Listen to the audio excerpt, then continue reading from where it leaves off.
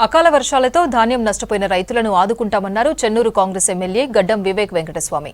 అన్నదాతలు ఆందోళన చెందవద్దన్నారు. ధాన్యం కొనుగోలులో జాప్యం లేకుండా చర్యలు చేపట్టాలని సంబంధిత శాఖ అధికారులను ఆదేశించామన్నారు ఎమ్మెల్యే వివేక్. నిన్న ఈరోజు వర్షాలు పడడం వల్ల రైతులకు నష్టపడడం జరిగింది. అధికారులకు ఆదేశాలు ఇవ్వడం జరిగింది.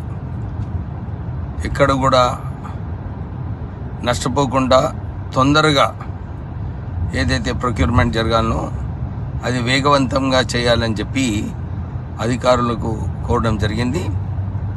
ఎక్కడైతే రైతులు నష్టపోయినారో వారికి నష్టపరిహారం చెల్లించాలని చెప్పి ఆల్రెడీ ముఖ్యమంత్రి గారితో మాట్లాడడం జరిగింది.